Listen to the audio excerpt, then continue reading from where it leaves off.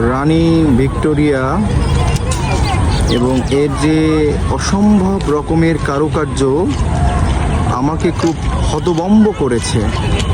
এবং আমি এক কথায় খুব অবাক হয়েছি যে এখান থেকে এত বছর আগেও এটা কত সুন্দরভাবে নির্মাণ করা হয়েছে।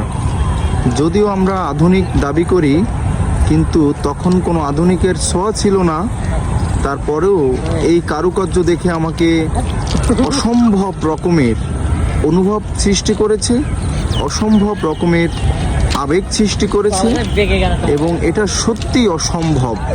এবং এর ভেতরে যে কি কারুকার্য, এটা আসলে আমাকে খুব ভাবিয়ে তুলেছে। এবং আপনাদেরকে দেখানোর চেষ্টা করি কি অসাধারণ এক অদ্ভুত রকমের প্রশান্তি ক্রিয়েট করে এটা দেখলে। দারুণ অসম্ভব।